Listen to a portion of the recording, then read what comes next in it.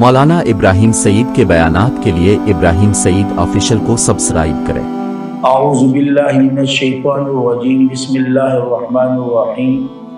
سب سے پہلے آپ تمام ساتھیوں کو السلام علیکم ورحمۃ اللہ وبرکاتہ۔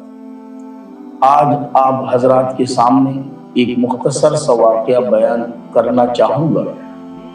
یہ ہمارے ان بھائیوں کے لیے جن کے ہاں اکثر یہ شکایت ہوتی ہے کہ ہماری اللہ سنتا نہیں۔ حضرت مدنی رحمہ اللہ کے ایک شاگرد بیان فرماتے ہیں کہ کئی برس قبل افغانستان کے شہر کابل میں جنگلی جانوروں کی تعداد بہت زیادہ ہو گئی تھی،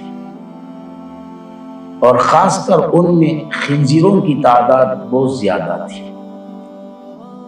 جو رات کو باغات اور کھیتوں میں کافی نقصانات کیا کرتے تھے، اور لوگ ان سے تنگ آ گئے۔ یقیناً لوگوں نے ان میں سے بہت کو مارا بھی، لیکن ان میں کوئی خاص فرق نہیں آیا۔ لوگ تنگ آ کر آپس میں بیٹھ گئے، فیصلہ کیا کہ کیا کیا جائے۔ تو آخر یہ منصوبہ بنا لیا کہ یہ جانور جن جنگلات میں رہتے ہیں ان جنگلات کو آگ لگا دی جائے۔ اب انہوں نے پہلے تو ہوائی فائرنگ کے ذریعے ان جانوروں کو ڈرا دھمکا کر جنگلات کی طرف بھگا دیا۔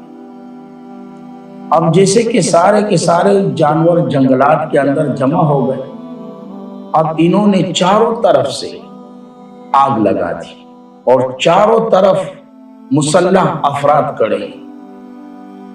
پہلی بات تو یہ کہ یہ اسی آگ میں از خود جل جائیں گے، از خود مر جائیں گے۔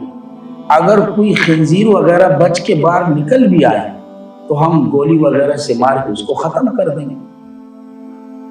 اب چاروں طرف مسلح افراد کھڑے، اور یقیناً آگ بھی معمولی آگ نہیں، بالفاظ دیگر میں یوں کہوں گا کہ اس قدر آگ کی آسمان سے باتیں کرنے لگی۔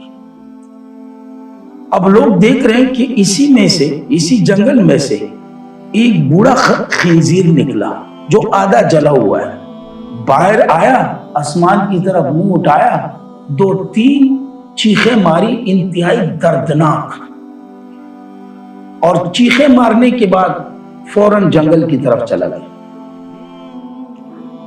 لوگوں نے محسوس کر لیا کہ خنزیر نے کچھ فریاد کی ہے۔ اب جیسی خنزیر چلا گیا، تھوڑی دیر نہیں گزری، تیز ہوائیں شروع، اور تیز ہوا چلنے کے ساتھ ایک دم بادل آ گئے، کالے بادل۔ اب تھوڑی دیر نہیں گزری کہ زبردست بارش شروع ہو گئی۔ جو جنگل میں آگ لگائی تھی وہ سب کے سب بجھ گئی۔ لوگوں نے جو منصوبہ بنایا تھا وہ سب کے سب ناکام ہو گئے۔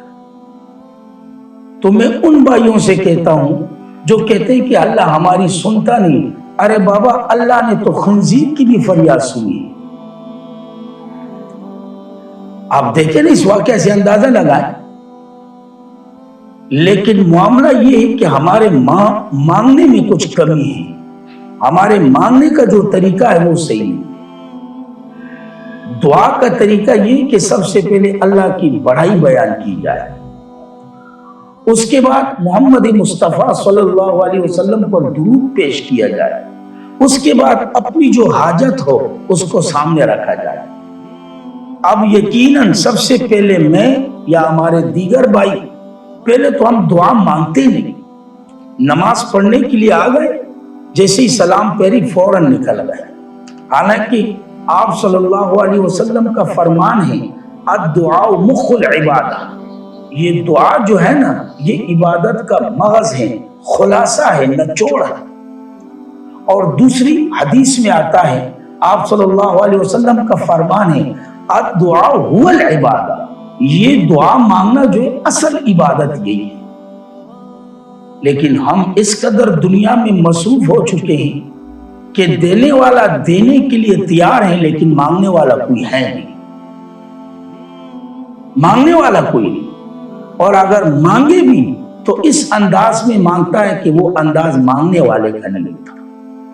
تو میرے بھائیوں، یہ ذہنوں سے نکال دیں کہ اللہ میری نہیں سنتا۔